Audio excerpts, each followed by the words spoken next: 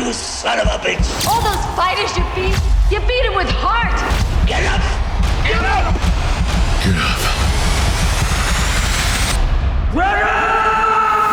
up! So Rocky IV was the very first movie that at the age of 12, I walked out of the movie theater, bought a ticket, and went right back into it. Had to see it again immediately. Why do you think that is?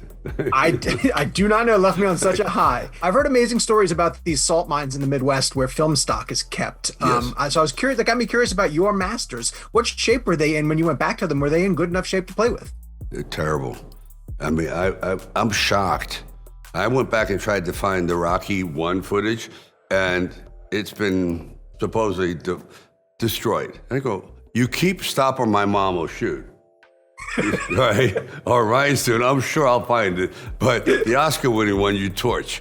Right. All right, I'm a little confused. This one here was it was a lot there, but you understand, I cannot believe editors used to, and I used to use it too, on a moviola, and you would clip. So it's all these little pieces that are gone, oh, you got the greatest take, here it goes, it's gone. And you go, yeah. Where is that piece? Well, good luck. It's this much out of 500,000 feet. You're never gonna find it. So it was rough. I'm telling you, it's like everything was crinkly and dry and out of focus. And well, it looks fantastic now. Thank you. Really They did a great job. What scene meant the most for you to be able to work into this new cut? Well, the stuff I could do, like with Adrian, there's a couple of moments with Adrian in the kitchen, this and that, I think is really important because she foreshadows everything. Like a lot of women, guys get enthusiastic and the women go, big picture, he's retired, he's old, he doesn't need to do this. This is all being done for the wrong reasons. And I believe that's when people get killed, when they're doing it for, you don't need to do this. And there's a shelf life, especially with a boxer, just no question about it. And trying to find moments where I connect a little bit with Drago, and I see that he's a victim.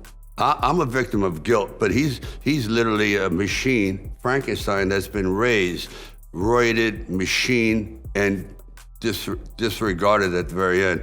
And then I found a thing where Rocky kind of fist bumps him at the end. Right. And I went, wow. So, I'm trying to say, I get it. I understand. You didn't mean to kill Apollo. You were performing for I thought his moment coming up through the stage, and seeing the glamour of that exhibit was overwhelming for him. And it read differently to me, but I'm different. You're different than we were in '85. So all of that material plays completely different.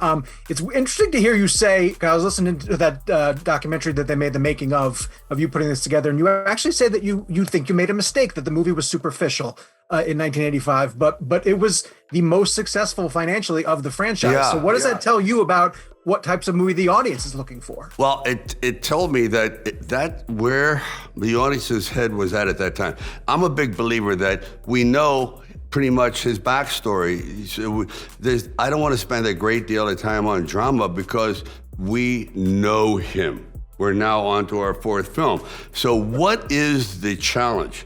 So I said the key to the whole thing was Dolph, or Drago. In other words, it had to be something that was so much bigger than them. And I went back to 1936 when Hitler sent over his super boxer, a guy named Max Schmeling, who knocked out Joe Louis, who was considered the greatest champion ever, demolished him. So it became a political thing. So when they had the rematch, Joe Louis and Schmeling, it wasn't about boxing anymore. Just like with Rocky, he realizes he's not fighting for himself. He's carrying a whole nation on his back that he doesn't want to. This is personal.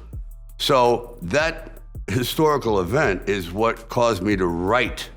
Because I said this actually did happen, but it was Nazi Germany and America as opposed to Russia, communist, so on and so forth. But it had a little bit of its foot in reality. But what made it, what I think was, it was really interesting, new music. The music was drastically different.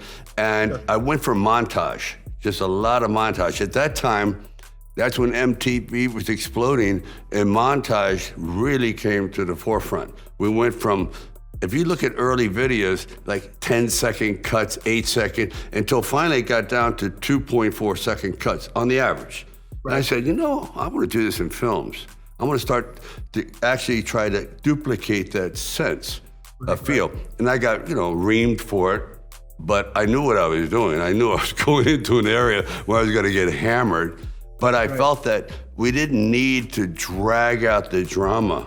Let's just hit it and go. And, just go on the journey, on the e-ticket ride, as they don't have an e-ticket ride, but let's get on the roller coaster and not segue into all this heavy, like Rocky II was a long, dramatic movie to get to the end, a lot. I wanted to avoid that.